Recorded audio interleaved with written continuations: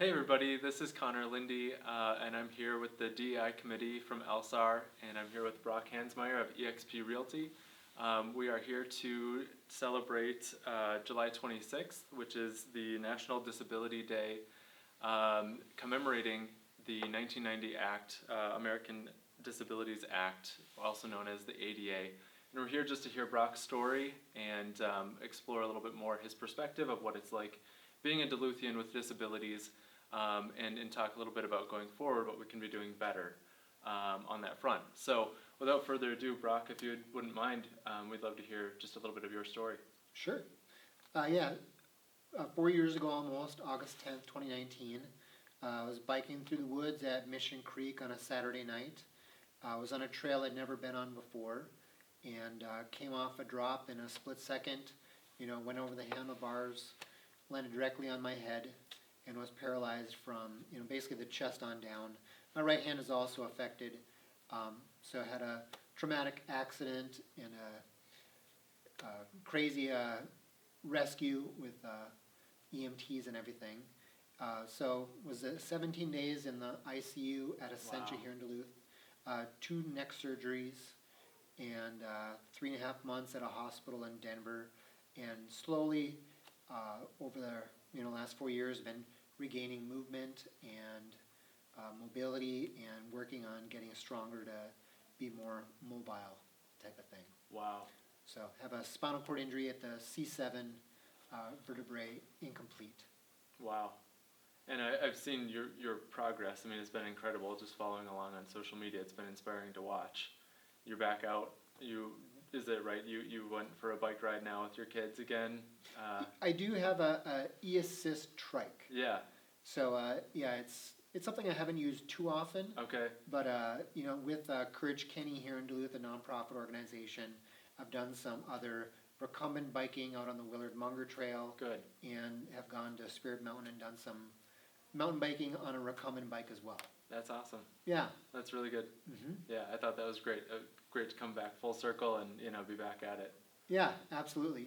I love biking, road biking, mountain biking, just going for a bike ride here and there.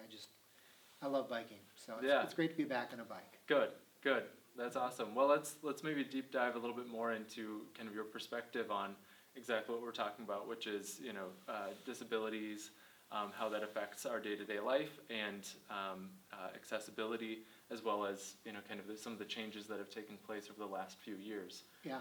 So for yourself personally, I'd be curious, how has your perspective on accessibility changed since your accident? Yeah. So with looking at houses, we have a lot of steps in this town. A lot of old Duluth houses going up or going down. So before my accident, I didn't really pay attention a whole lot to hand railings because I didn't usually need them. Unless it was like super icy or snowy or something. But now I get around with arm crutches. So I either need to get up with my arm crutches, with both of them, or I need to use a hand railing with getting up pretty much every stairwell almost. So every time I go up a stairwell, I always feel the hand railing first to see if it's secure or not. Yeah. So that's sort of a big thing. Duluth with having extreme weather, winter and everything. I always pay attention if a house has been shoveled or not to get to the house. Just walking through the snow. I can get through the snow and everything, but it always makes life a little easier if it's been shoveled. So I'm always paying attention to where my steps are going. Is there uneven ground? Is there a sidewalk that's uneven? And steps are a big part of the looking at houses as well. So yeah, I'm always cognizant of where my feet are in railings, just making sure they're secure. Sure. Yeah, absolutely. I can see that. Yeah.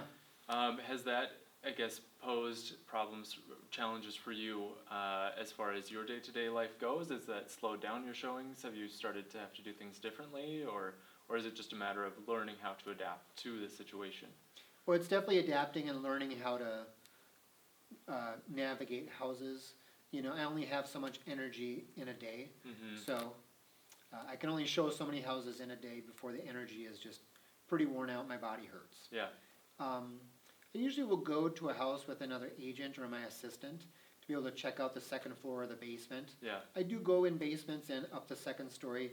It just depends on how safe I feel and my energy level yeah. and how interested is the buyer in looking at that house. And you how know? steep is that attic staircase? I mean, Right. this town is filled with all those quirky details like that don't make it easy for Absolutely. anyone. Oh yeah, totally. Yeah. Yep. Well, that's great. How about in your experience, you've talked a little bit about, our housing stock and the accessibility issues there. In general, though, as a city, how accessible is Duluth, would you say? With winter having a lot of snow and ice, Mm-hmm. I use a wheelchair at home. If I go long distances, for a walk, I'll use my wheelchair or Okay. a scooter kind of thing. Yeah. So Duluth is a pretty tough town for accessibility with the winters and just like, you drive down the road and you go, there was the sidewalk, it's under 4 feet of snow. Right. So it's just like, there's just the reality of so much snow in this town. And also with old infrastructure, old sidewalks, old roads, people complain about, roads having potholes and hurting their cars and stuff, but sidewalks, I physically need a sidewalk to be able to use my wheelchair safely. And with, so much uneven terrain with heaving of sidewalks, Yeah. it makes wheelchairs, using a wheelchair quite adventurous when you can use them. Yeah. Adventurous is maybe a positive. Yeah, or miserable, depending on how rough it is. Yeah, I could see it. Absolutely. Mhm. As far as things that we could be doing better, I can think of some right off the bat, but what would be some things that we as Duluthians, let's start with maybe we as individual citizens, what can we be doing better for accessibility? It helps on sidewalks when there's like the curb cut. Mhm. Sometimes there just isn't that. And it's a big, tall task to redo all of our sidewalks, but I think, that. And then, for people that are homeowners, it's their job to shovel sidewalks. Mhm. To shovel the sidewalk, it's not just someone walking down the road. It might be someone in a power wheelchair or a manual wheelchair that, needs 30 inches at least to maneuver through that sidewalk kind of thing. Right. Yeah. Right. Yeah, absolutely. And then I guess how about on the front of Duluth as a city, where do you see us going? What changes are being made as they're, from your perspective again? Do you feel like we're making progress toward accessibility, or is that still a conversation that needs to be had? Probably more needs to be done. I guess I don't have a huge thought on how much I've seen changed in the last 4 years. Okay. Since my accident when it's become really prevalent. I guess I haven't seen a whole lot. Nothing really comes to mind about what's changed in the last 4 years in a super positive way. Sure. Yeah. Yeah. It's kind of like the city is what it is. Yeah. Old sidewalks, winters are long. You just try to adapt as best that you can. Yeah. Yeah. That makes sense. Yeah. Well, I guess I would ask as kind of a final question here, is there anything else that you personally, as somebody who has walked this path and this journey, would like to share maybe with fellow realtors, anyone who might be watching, either a note of encouragement or final thoughts or words of admonition of what we could be doing better to help out or anything like that? Any personal message you'd like to share? First of all, thank you to all the realtors out there that have had a lot of empathy and encouragement for me. That's been super helpful. And also agents that'll reach out to me when I'm about to go show a house, like, hey, beware of this stairwell, or the best way to access the house is probably through the back door, not the front door.